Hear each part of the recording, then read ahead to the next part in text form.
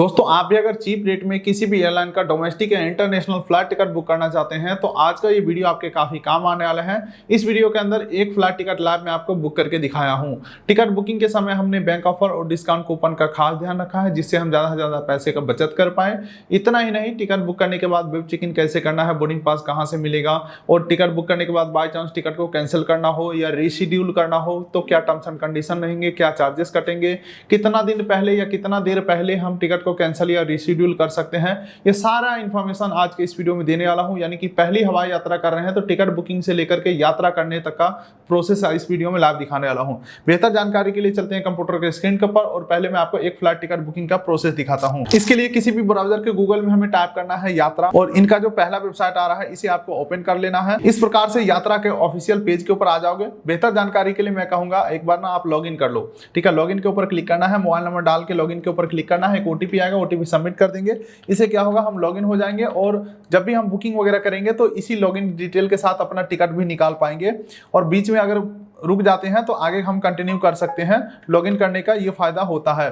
ठीक है, तो यहाँ पे मैं मोबाइल नंबर डाल के वेरीफाई करके लॉगिन कर लिया हूँ। सबसे पहले तो मैं आपको अपना हिस्ट्री दिखा देता हूँ। एक बार मैं प्रोफाइल के ऊपर क्लिक करता हूँ, माई बुकिंग के ऊपर क्लिक करता हूँ और यहाँ पे प्रिंट टिकट के ऊपर क्लिक करता हूँ।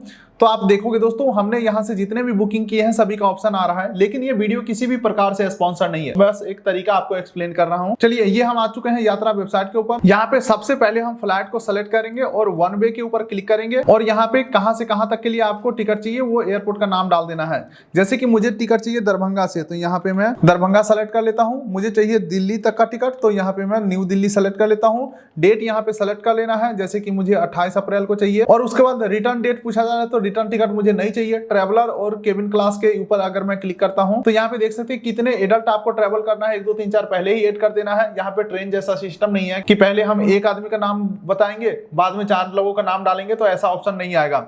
ठीक है, इसके अलावा दोस्तों बच्चे जिनका उम्र 2 साल से 12 साल के बीच है वो कितने लोग यात्रा कर रहे हैं आपके जानकारी के लिए बता दूं, 2 से 12 साल के बीच का पूरा किराया लगेगा और सीट भी मिलेगा। और अगर किसी का उम्र 2 साल से नीचे का है तो उसका टिकट का प्राइस 2000 रुपया फिक्स रहने वाला है। चाहे आपका टिकट 2000 का हो चाहे 20,000 का हो, बच्चे का 2000 रुपया लगेगा और इसका सीट भी नहीं मिलेगा। चलिए, अब केबिन क्लास की बात करूं तो इकोनॉमी हम रखने वाले हैं और डन के ऊपर हम क्लिक करते हैं और सर्च के ऊपर क्लिक करेंगे। उससे पहले आप नीचे देखोगे तो रेगुलर फेयर या स्टूडेंट एक्स्ट्रा डिस्काउंट वगैरह का ऑप्शन है, लेकिन ये सब के ऊपर कहीं क्लिक नहीं करना है। पैसे का कोई बचत नहीं होता है। फॉर एग्जाम्पल, अगर आप एक स्टूडेंट है तो एक्स्ट्रा सामान ले जाने का परमिशन जो है एयरलाइन प्रोवाइड करता है, पैसे में कोई बचत नहीं होता है, जिस वजह से यहाँ पे हम कोई छेड़छाड़ नहीं करेंगे, डायरेक्टली हम सर्च के ऊपर क्लिक कर देंगे। अब दोस्तों हमारे सामने दरभंगा से दिल्ली जाने वाला 28 अप्रैल को जितने भी फ्लाइट है सभी का लिस्ट हमारे सामने खुल के आ चुका है। लेकिन दोस्तों ये लिस्ट काफी लंबा चौड़ा है तो आपको कंफ्यूज बिल्कुल भी नहीं होना है। किसी भी फ्लाइट में टिकट बुक करने से पहले हमेशा 3 चीजें जरूर चेक करिएगा।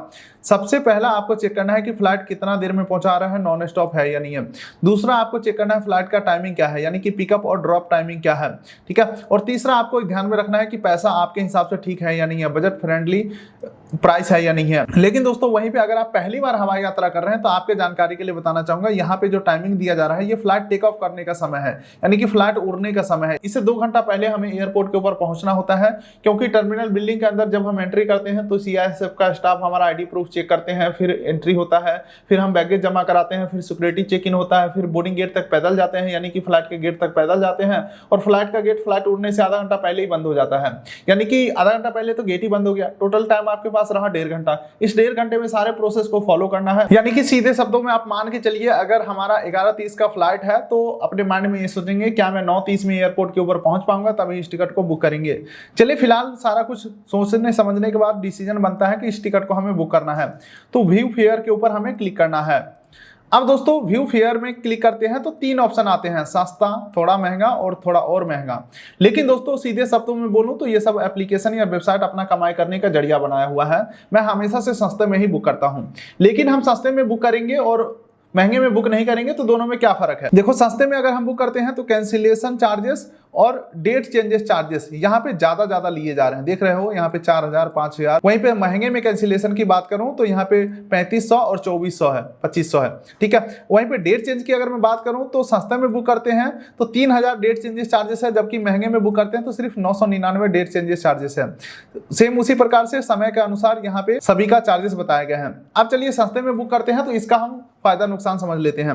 अगर आप सस्ते में बुक करते हो, सेवर कैटेगरी में बुक करते हो और फ्लाइट टिकट को 0 से 3 घंटा के बीच, यानी कि फ्लाइट उड़ने से 0 से 3 घंटा के बीच कैंसिल करोगे तो नॉन रिफंडेबल, कुछ पैसा वापस नहीं होंगे। 3 घंटा से 24 घंटे के बीच समय बचा हुआ है तो 5000 चार्जेस काटा जाएगा, बाकी बचा अमाउंट वापस किया जाएगा। अगर 24 घंटे से लेकर के 1 साल का समय बचा हुआ है तब कैंसिल करते हो तो 3999 चार्जेस काटे जाएंगे, बाकी बचा अमाउंट आपको वापस किया जाएगा। सेम उसी प्रकार से डेट चेंजेस का भी यहाँ पे शेड्यूल दिया गया है, आप यहाँ पे देख सकते हैं। बाकी इस सस्ते वाले टिकट के ऊपर 15 किलो चेक इन बैगेज और हैंड बैगेज 7 किलो दिए जाते हैं। ठीक है, खाना पीना चार्जेबल है, यानी कि खरीद के आपको खाना पड़ेगा। फिर भी मेरा डिसीजन है इसी सस्ते में बुक करने का, मैं हमेशा यही बुक करता हूं, तो सेलेक्ट करके बुक नाउ के ऊपर मैं क्लिक कर देता हूं। अब दोस्तों सबसे पहला काम हमें करना है कि डिस्काउंट कूपन अप्लाई करना है। इधर आप देखोगे तो प्रोमो कोड का ऑप्शन है, सबसे ज्यादा डिस्काउंट देने वाला कूपन कोड को अप्लाई कर लेना है। ये कूपन रेगुलर बेसिस पे चेंज होते रहता है, तो मैं यहाँ पे ज्यादा डिस्काउंट वाला कूपन अप्लाई कर लेता हूँ। अप्लाई के ऊपर मैं क्लिक करता हूँ। तो ध्यान रखिएगा कूपन के अपना कंडीशन भी होते हैं, जैसे कि यहाँ पे बोला जा रहा है 1156 रुपए का डिस्काउंट तो मिल गया आपको, लेकिन इसके लिए अमेरिकन एक्सप्रेस क्रेडिट कार्ड से पेमेंट करना होगा। तो देख लेना, आप अगर फुलफिल कर पाओगे कंडीशन तभी आपको आगे बढ़ना है, कूपन कोड अप्लाई करना है। चलिए उसके बाद यहाँ पे हम कंटिन्यू करेंगे और कैंसिलेशन प्रोडक्शन चाहिए तो 825 रुपए देना होगा, जिसमें फुल रिफंड मिल जाएगा। मुझे ये सब कुछ भी नहीं चाहिए, तो कंटिन्यू के ऊपर हम क्लिक करेंगे। अब उसके बाद दोस्तों ईमेल आईडी और मोबाइल नंबर डाल देना है अपना, और पैसेंजर का फर्स्ट मिडिल नेम डालेंगे, लास्ट नेम डालेंगे, जेंडर सेलेक्ट कर लेंगे। और अगर आपको जीएसटी इनपुट चाहिए तो जीएसटी को इनेबल करके जीएसटी डिटेल डाल देंगे। मुझे नहीं डालना है तो ऊपर का डिटेल डाल के कंटिन्यू के ऊपर मैं क्लिक करता हूं। चलिए दोस्तों, अब हम आ चुके हैं सीट सेलेक्ट करने वाले पेज के ऊपर। यहाँ पे कुछ सीट फ्री है, कुछ पेड है। अभी अगर आप सीट सेलेक्ट नहीं करते हो तो पीएनआर नंबर मिलने के बाद एडिट बुकिंग में जा करके एयरलाइन के वेबसाइट के ऊपर और अपना सीट मॉडिफाई कर सकते हो। अदरवाइज आप वेब चेक इन के समय भी सीट सेलेक्ट कर सकते हो। तब भी अगर आपने सेलेक्ट नहीं किया तो एयरलाइन ऑटोमेटिक कोई ना कोई एक खाली सीट आपको अलॉट कर देगा, उसके लिए कोई पैसा नहीं देना होगा आपको। बाकी ये जो फ्री वाला सीट है ये पीछे में दिया गया है, तो इसे मैं सेलेक्ट कर लेता हूं और कंटिन्यू टू मील के ऊपर क्लिक करते हैं। अब खाना पीना आप ऐड कर सकते हो, मुझे नहीं चाहिए तो कंटिन्यू टू बैगेज के ऊपर क्लिक करते हैं। एक्स्ट्रा बैगेज ले जाना है 7 किलो 15 किलो से ज्यादा ले जाना है तो आप परचेज कर सकते हो, मुझे नहीं ले जाना है तो कंटिन्यू करता हूँ। और अब यहाँ पे एयरपोर्ट पिकअप ड्रॉप का ऑप्शन आ रहा है, नहीं चाहिए मुझे, प्रोसीड टू पे के ऊपर मैं क्लिक करता हूँ और एस्किप फॉर नाउ के ऊपर मैं क्लिक करता हूँ। अब यहाँ पे हम अपना कार्ड डिटेल डाल करके पेमेंट को कंफर्म करेंगे। चलो कार्ड डिटेल डाल करके और ओटीपी हम सबमिट करते हैं। थोड़ा सा हमें वेट करना है और पेमेंट जैसे ही हमारा कंफर्म होगा बुकिंग कंफर्म हो जाएगा। थोड़ा सा वेट करते हैं और ये हमारा बुकिंग सक्सेसफुल हो चुका है। ये आप देख सकते हैं, congratulation your flight booking is confirm. और ये हमारा रेफरेंस नंबर और सबसे इंपॉर्टेंट होता है पीएनआर नंबर, जो कि एयरलाइन द्वारा इशू होता है। ये हमारा पीएनआर नंबर मिल चुका है और ये जो डिटेल है आपके मोबाइल नंबर और आपके ईमेल आईडी दोनों के ऊपर भेज दिया गया होगा। अगर नहीं रिसीव हुआ है तो रीसेंड के ऊपर क्लिक करेंगे तो दोबारा से आपको भेज दिया जाएगा। तो यही है कंप्लीट प्रोसेस दोस्तों, यात्रा एप्लीकेशन के माध्यम से या यात्रा वेबसाइट के माध्यम से फ्लाइट टिकट बुक करने का। आगे का जो प्रोसेस है वो वेब चेक इन होता है। वेब चेक इन के ऊपर ऑलरेडी मैं हर एक एयरलाइन के ऊपर वीडियोस बना चुका हूं, आप उस वीडियो को देख करके वेब चेक इन कर सकते हैं। फिलहाल आप इस वीडियो कर दिए लाइक, चैनल कर दिए सब्सक्राइब, ताकि मिलेंगे ऐसे ही किसी अगले वीडियो में। तब तक के लिए नमस्कार।